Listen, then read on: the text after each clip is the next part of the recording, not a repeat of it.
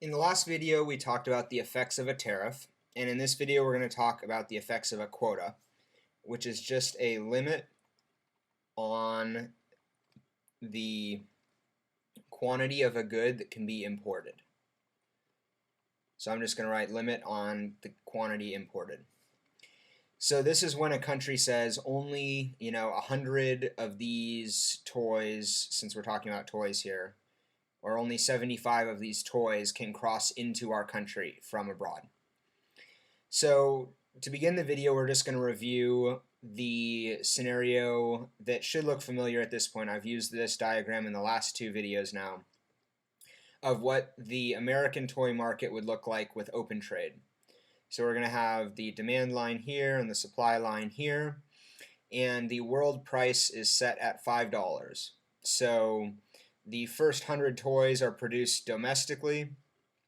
Then the US would import 300 more toys at a price of $5, and the market equilibrium would be this point right here at a quantity consumed of 400 and a price of $5. And then this green triangle would be consumer surplus.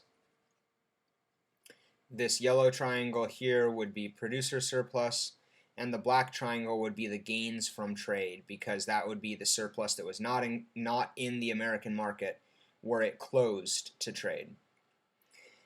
So now we're going to go ahead and just draw a parallel, but we're going to see what happens to consumer and producer surplus if there's a 75 toy quota.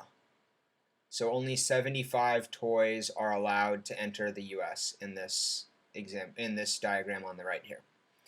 So the world price is still going to be $5. And to keep the colors and the drawings the same, we'll go ahead and do this right here. And we're going to go ahead and see what happens with this 75 toy quota that we're going to impose now. So for the first 100 toys, and I'm going to just take a second to label some things before I get on with the story. There's demand, and here's supply. Alright. So for the first 100 toys, the US is just going to produce those domestically. So these are all just produced domestically, just like in the previous diagram, and the diagram on the left. So the first 100 we produce domestically, and we don't need to worry about trade at all, because there are producers in the US that are willing to produce toys for cheaper. There are 100 toys that producers in the US can produce cheaper than $5. That's what this curve right here shows. Now when we get to the 100 toy mark, we still haven't satisfied demand yet. So we're going to go ahead and start importing, because the price now is $5. There's no more producers that can make anything cheaper, any toys cheaper than $5 left in the US. So we're now going to go ahead and import those 75 toys, which is going to take us out to here. So I'll choose a different color here. We'll go ahead and do orange. And the orange part is going to be imported. And now we're running up against the quota, because we've imported 75 toys up to a quantity of 175. And I guess I should just make that a little bit clearer here. That's 175. So we can't import any more toys because it's illegal. So we're going to have to go back to producing more toys domestically up until the point where demand is equal to supply. So what this looks like in the diagram is that we're going to go ahead and shift this supply line to the right by 75 units, because those 75 units were imported right here, from here to here. And now we're just going to go ahead and continue this line parallel to the supply line up here. And I'm going to label this supply with an A here for after the quota. So I'll put AQ after the quota. And we can go ahead and see now that this entire line, this kind of kinked shaped line, is the supply line after the quota. And what it means is that up to $5, we are going to just follow the supply line from before the quota. That is the US domestic supply line. And that's going to go ahead and take us up to this point right here. I should grab a different color so you can see it. Up to this point right here. Then from the red dot to this red line, we're going to go ahead and import those 75 toys that we're allowed to import because there is a 75 toy quota. So 75 toys are allowed to be imported into the US. And then from there, we're going to have to go ahead and go back to producing toys domestically. So we're going to have to go back to following the red line here. But we shift it over to the right because we have to take into account for those toys that we imported. So now that we have the supply line taking into account the quota, all we go ahead and do is find where supply equals demand. And that's right here at this point that I will label E at a price of $10. So this will be the equilibrium price. And the equilibrium quantity, I'm going to go ahead and say is 275. That's just a ballpark, but I've kind of worked out these numbers so that they are pretty and prove another point that I want to talk about. So I know that it's 275 right here. So now we want to go ahead and talk about consumer surplus and producer surplus. And so to do that and make it a little easier, we know that we know that consumer surplus is the area below demand and above the equilibrium price,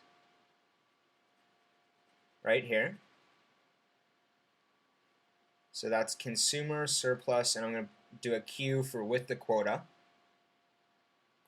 And then producer surplus is the area below price and above demand. But it's a little tricky here because we need to talk about domestic producer surplus, because we're gonna have to deal differently with the goods that are imported. So this first portion right here, from this line to the left, was all domestic. So we can go ahead and say that the area above supply and below price that's going to be part of producer surplus. Now, in between these two red lines right here, this one and this one, that was imported. So we're going to come back and talk about that a little bit later. But then this last portion right here was also produced domestically because we had to come back to domestic production after we hit the quota limit. So now I want to go ahead and come back to talking about the imported part. So in theory, if the American government decided to just let the foreign exporters, the foreign toy producers, import these toys into the U.S. market for free, then this surplus right here that I'm going to color in or I guess kind of a bright pink or purple, this portion could go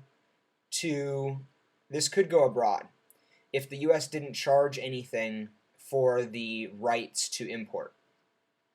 But since they're only allowing 75 toys to be imported, it makes sense that they would want to charge something for those 75 permits. And they can charge up to the amount of surplus that the foreigners would capture. So they can charge, and I need a different color to make that stand out. So they can charge, so I'll just write U.S. government can charge up to, and I'm running out of room, so we'll go down here, $5 per toy. Per toy permit, let's say. Let's call these toy permits. And what that means is that since they're only allowing 75 toys to cross their border, they can go ahead and say, you know, we know that you're going to get to sell these toys for $10. So, and we know that you can only get 5 for these in the rest of the world, because that's the price in the rest of the world right here, is $5. So since we know that you're making more in the US for your toys than you do everywhere else, we're going to charge you that $5 extra that you make. And the foreigners will be happy to pay that tax because they're still getting $5 per toy, which is just as good as they could get anywhere else in the world. So this purple box, the kind of the takeaway from this is that the purple, and I'm just going to do it up here, the purple box can be either government revenue or foreign producer surplus. And that just depends on whether or not the US government decides to charge that $5 for the toy permit. But let's go ahead and assume that the US government is going to capture all of that revenue. So we're just going to, and I'll write this in yellow because I'm going to color it in yellow. We're going to assume that the US government charges for the permits. Assume the US government charges for the permits.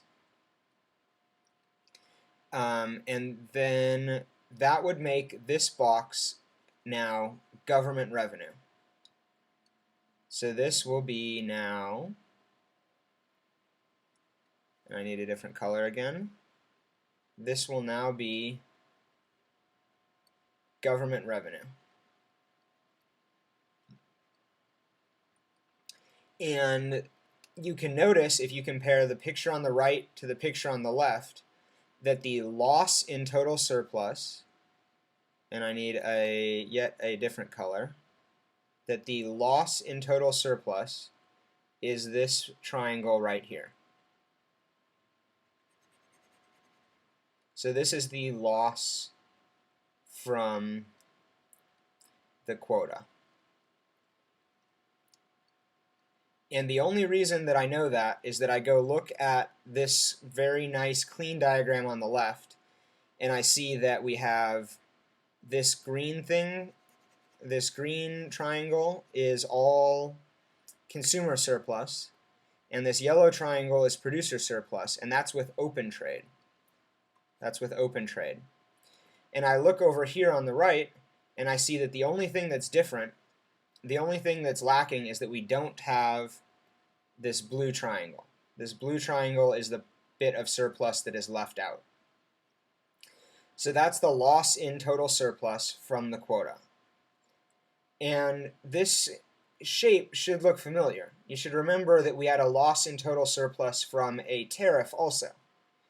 And so I just went ahead and copied the tariff diagram down below here, and I want to go ahead and compare the two really quickly. In the quota scenario, and you can't quite see that entire thing, but that's as big of a picture as I can get you. In the quota scenario, we have this loss over here of this triangle that's all the way on the bottom right.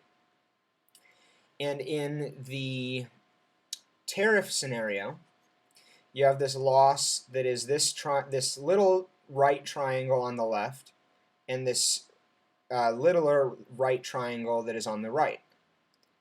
But if you put these two right triangles together, if you put this one and this one together, you get a triangle that looks like this. And that triangle is exactly the same size as this triangle up here. And the reason these triangles that represent the loss in total surplus from the tariff and the quota are the exact same size is because I chose a $5 tariff, which in that $5 tariff scenario, we imported 75, the market imported 75 toys from abroad. So when I went to go ahead and teach the video about the quota, I went ahead and set the quota to 75 toys so that we could get the equivalent outcome.